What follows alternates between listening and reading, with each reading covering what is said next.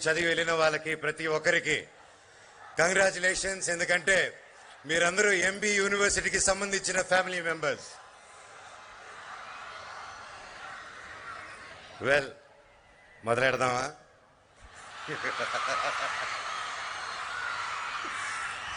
నేను మీ అందరికీ ఒకటి చెప్దాం అనుకుంటున్నాను, నాకు నేనే చెప్దాం అనుకుంటున్నాను. The me in me should talk to me first of all to tell you about మీ.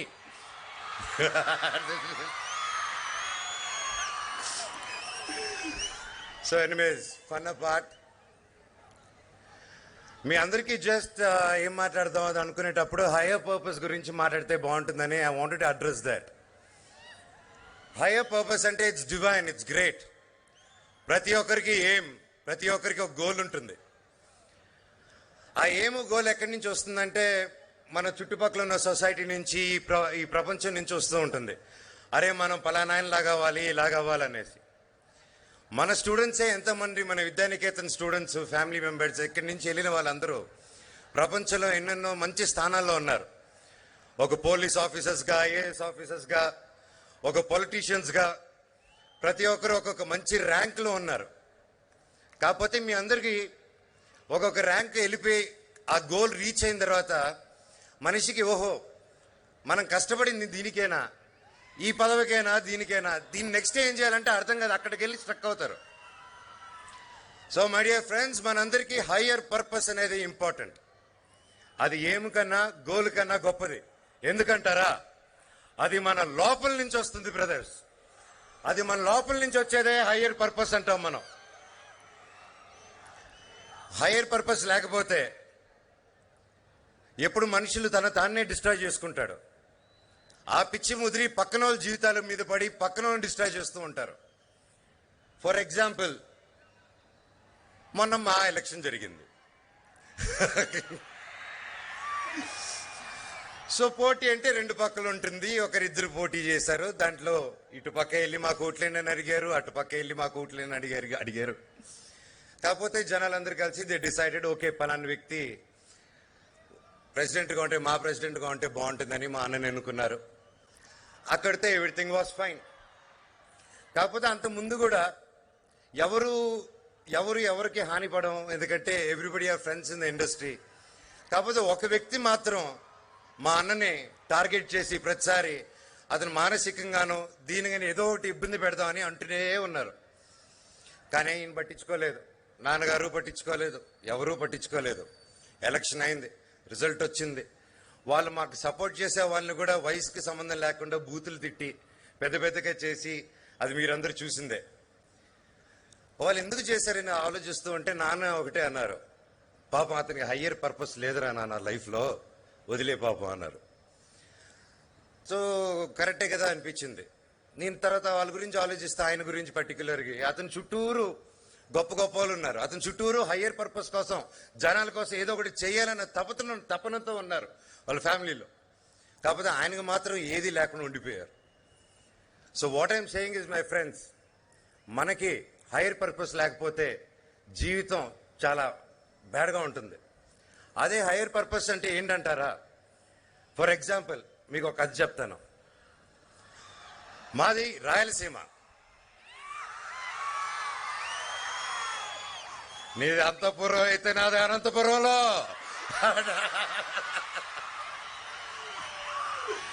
మాది రాయలసీమ బ్రదర్. రాయలసీమ రత్నాల సీమ అంటారు. కానీ ఇక్కడ మాకు రత్నాలు మేమందరూ రాకముందే ఎప్పుడు ఆ రాజులే కొట్టుకుని వెళ్ళిపోయినట్టున్నారు. ఇక్కడ ఏ రత్నాలు కనిపించలేదు. మాకున్న ఏకైక రత్నం మా బాలాజీ గారు, వెంకటేశ్వర స్వామి.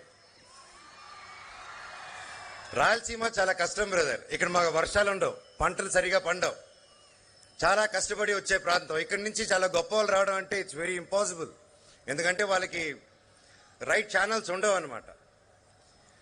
సో ఎక్కడో మోదుగులపాలెంలో నారాయణ స్వామి నాయుడికి భక్తవత్సల నాయుడు అన్న ఒక బిడ్డ పుట్టాడు. ఆయన చెన్నైకి ఎలాగెళ్ళారు, వెళ్ళి ఒక పీటీ మాస్టర్ ఎడ్యుకేషన్ చేసుకొని ఆయన కూడా వాళ్ళ నాన్న బాటలో ఓకే నేను ఫిజికల్ ఎడ్యుకేషన్ టీచర్ అవుతానని ఆయన కూడా ఒక స్కూల్లో ఒక ప్రాముఖ్యమైన ఒక స్కూల్లోకి వెళ్ళి ఆయన అడ్మిట్ అయ్యి పీటీ మాస్టర్గా కొనసాగుతూ ఉంటే వాళ్ళ క్యాస్ట్ కాదని చెప్పేసి తీయేశారు ఆయన్ని. సరే బయటకు వచ్చి ఒక కారు షెడ్లో ఉండి ఆ కార్ షెడ్లో ఎన్ని కష్టాలు పడారో మాకు తెలుసు. ఎందుకంటే అప్పుడే బయటకు వచ్చి ఓకే అసిస్టెంట్ డైరెక్టర్ అవుదాం అని చెప్పి అవుదామని ఆ కష్టాల్లో ఉంటే రెంట్ కట్టుకోలేక ఈయన రెంట్ కట్టట్లేదని ఒక రోజు ఈయన రోజంతా day and night shooting assistant డైరెక్టర్కి వెళ్ళి వచ్చేసరికి ఈయన తినే పాత్రల్లో దట్ మ్యాన్ ఒక టాయిలెట్ వెళ్ళిపోయి ఆ పాత్రలను అక్కడ వదిలేసి వెళ్ళిపోయాడు ఆయన. This happen to my father. Yes, ఇది చాలా మందికి తెలియదు. ఆయన ఆ రోజే ఆయన కుంగిపోకుండా సరే ఇది జరిగింది లైఫ్లో. ఆ రోజు వర్షాలు పడుతున్న టైంలో వచ్చి ఎలా అనుకుంటూ వెళ్తున్నప్పుడు దాసనారాయణరావు గారిని కలిశారు. ఇంకా అక్కడి నుంచి మీకు చరిత్ర తెలిసిందే. ఆయన హైయర్ పర్పస్ అనేసి అప్పుడు ఆయన హైయర్ పర్పస్ని స్టార్ట్ చేశారేమో తెలియదు కానీ ఒక హీరో అవ్వాలని ఒక యాక్టర్ అవ్వాలని గోల్తో స్టార్ట్ చేస్తుంటారు. బ్రతుకు తెరువు కోసం స్టార్ట్ చేస్తుంటారు. కానీ అదే టైంలో 500 చిత్రాల పైన యాక్ట్ చేశారు ఆయన. అండ్ ఆ గ్యాప్లోనే రాజకీయ నాయకుడు ఎంపీ అయిపోయారు. ఇదంతా కాదు, ఏదో మిస్ అవుతుందని ఎంపీ వచ్చినా వెళ్ళిపోతుంది. ఈ సినిమా తర్వాత మళ్ళీ ఇంకో సినిమా ఉంటుంది. నా హైయర్ పర్పస్ ఏది అంటే 30 సంవత్సరాల వెనకాల ఎక్కడైతే విద్యారేఖేతన్ ఇప్పుడు ఉందో ఇది ఫుల్ అడవి. ఇది ఒక రంగంపేట చిన్నగా ఉండేది, మన రంగంపేట ఒక చిన్నగా ఉండేది. అది చుట్టుపక్క అడవులు. మోహన్ బాబు గారు వచ్చి ఇక్కడ స్కూల్ పెడుతున్నారంటే అరే ఆయనకి ఏమైంది, ఎందుకు స్కూల్ పెడుతున్నాడు ఇక్కడ, ఇలా సిటీలో పెట్టుకోవచ్చు కదా, రామారావు గారితో ఉన్నారు ఇక్కడ ల్యాండ్లు తీసుకొని ఇక్కడ పెట్టుకోవచ్చు కదా, ఇక్కడ చేయొచ్చు కదా అంటే నో. నేను అక్కడి నుంచి వచ్చాను. నా ఊరు నా రాయలసీమ కష్టంలో ఉంది.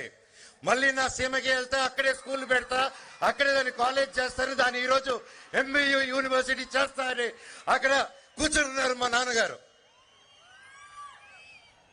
ఐఎమ్ ప్రౌడ్ ఆఫ్ యూ నాన్న.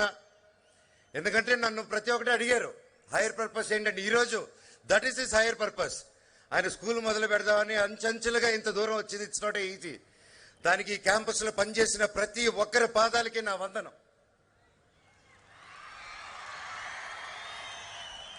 హైయర్ పర్పస్ మర్చిపోకండి బ్రదర్స్, ఎప్పటికీ మర్చిపోకండి. మనం 10 మందికి ఉపయోగపడాలి అంటే హైయర్ పర్పస్ ఇస్ డిజైన్. మీరు ఒక చెట్టులాగా తయారైతే ఆ నీడ కింద 1000 మంది బ్రతుకుతారయ్యా. వీరందరూ ప్రతి స్టూడెంట్ హైయర్ పర్పస్కి వెళ్ళాలని నా కోరిక.